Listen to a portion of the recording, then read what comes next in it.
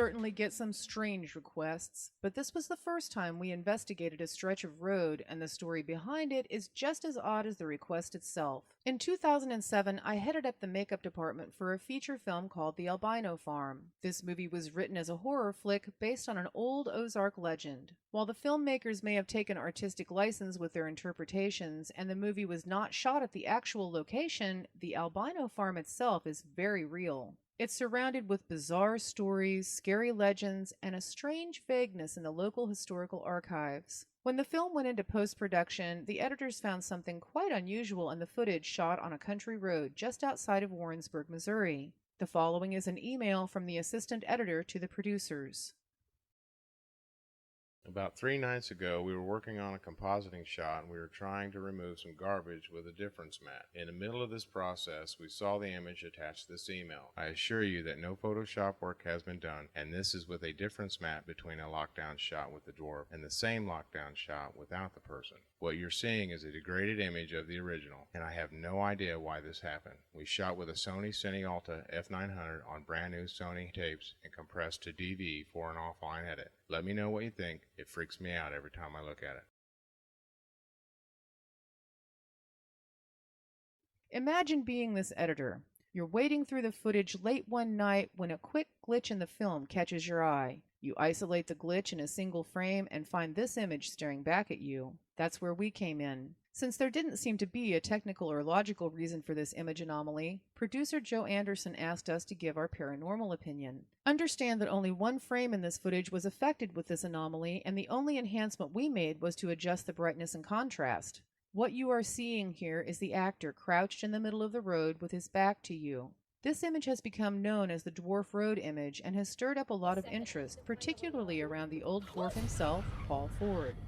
This is the film clip in question from the Albino Farm movie, minus the frame containing the anomaly. We slowed it down for easier viewing. We decided it was time to take a trip to Dwarf Road, and we took Paul with us. We put up our safety cones and sported the very stylish safety vest to begin our night vigil at Dwarf Road. Okay, so here I am now in the dark, freaked out. Hold me, mommy.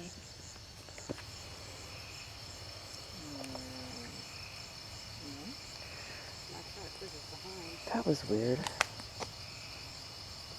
I just felt like somebody was standing right over here next to me, and I thought it was Sherry, but it wasn't. It was way weirder than any of us thought at the time, too. If you'll look, Sherry is taking a picture up the road in this clip. Watch carefully and see if you notice anything strange around the safety cone when the flash goes off.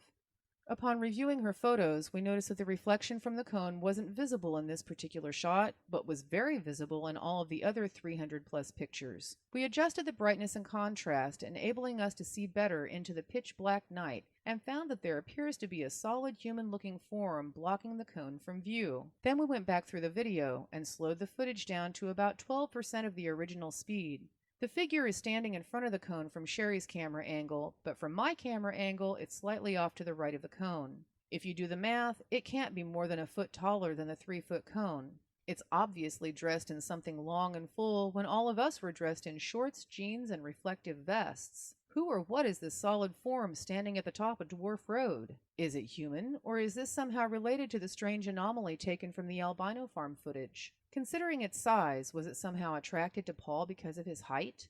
Whatever the case, we know it wasn't one of us, and whether it was a ghost on a residual haunt, a hobbit, or a very short and curious local, it was a little unnerving to find someone watching us from the shadows. Despite the 3 images found on this road, 2 of which corroborated, historical research on the area turned up emptier than what we found on the Albino Farm. There were a few references to the haunts of Warrensburg, but nothing around Dwarf Road. One website said Warrensburg is quite a spooky place after dark, and we agreed.